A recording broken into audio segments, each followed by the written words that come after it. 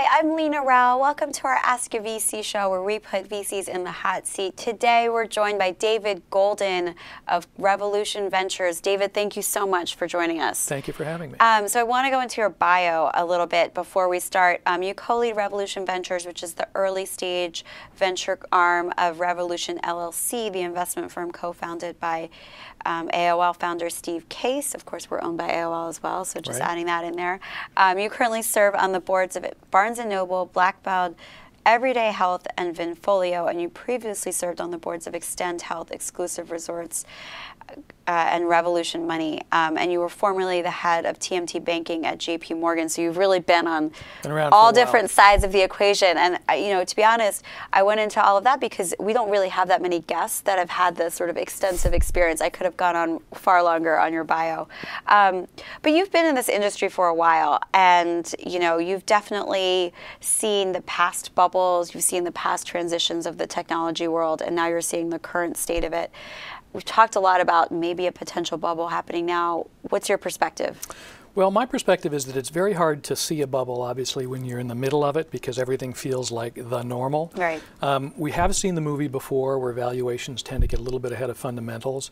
I was probably an aider and abetter back in 2000 and 2001 before I was a venture capitalist at JPMorgan, where we were in the position, as were our brethren, of taking companies public that didn't really have defensible business models yet, but for which there was still an appetite to raise capital. And when that reset in 2001 and 2002, it was very painful.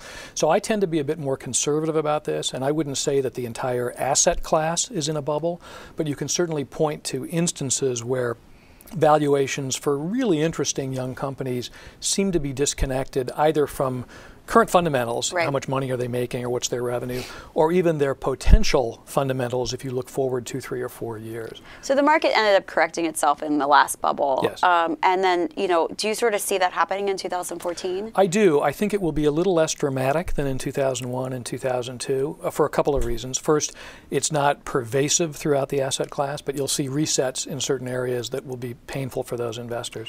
Could you talk to me about what some of those areas are? I mean, without maybe going into specific companies and calling them out, but you know, are there certain, is it consumer messaging? You know, where is that? I think certain aspects of digital media where people have great hopes for advertising-driven revenue models, which is a little bit of a Wild West right now, and for which there will be some revenue growth, but I think in certain cases revenue growth that will be difficult to defend as against valuations today. And those companies in those fields will probably suffer some sort of valuation reset at some point. Unlike 2001, 2002, I said it'd be a little less painful because that was really a retail-driven reset. You had public companies selling stock to individual investors. When it happens this time, even episodically, the people who will get burned, for the most part, will be people who can afford to get burned. Nobody wants to lose money, but it won't be as pervasive a story. Right. It won't be, you know, some of the people that invested in a company, you know, some of the American, you know, non-tech people that invested in a company in the public because their cab driver told them to. Right. There's much less. It's going to be like the VC. Well, you know, maybe not you, but some of the VC firms out there that would lose that. Right.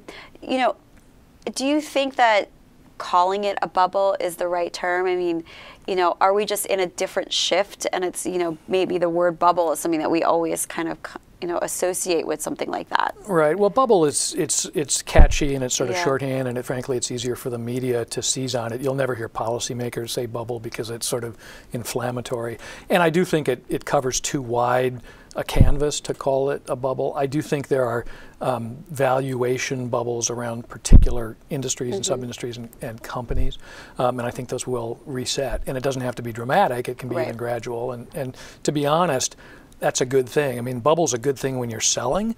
It's not a good thing when you're buying, and because the venture industry is made up of both, we'd like to have some equalization.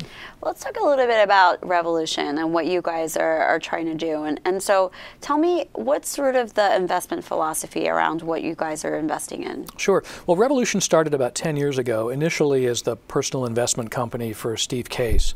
And there were about half a dozen of us that came together to work with Steve. And the idea, as the name Revolution suggests, was to invest in companies that Steve thought would change the world, not unlike what AOL did to the worlds of media and telecommunications the decade prior.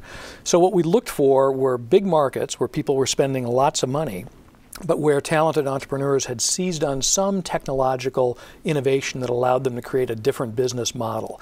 And incumbents often can't be bothered. It's very hard for them to cannibalize their own business. Sometimes it's the other guy's P&L inside the organization. So they won't mess with it until they have to. And that's been the typology of investing we've been doing since 2004. What are some of those industries that you're really looking hard at where there is that disruptive angle? So there's some potential disequilibria taking place where technology is clearly going to provide some solutions, although we're not quite sure exactly what it looks like yet. So a couple areas that we've started to focus on.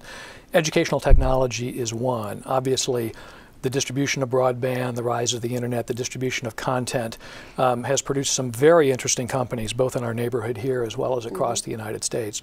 We're a little unsure what that business model is going to be.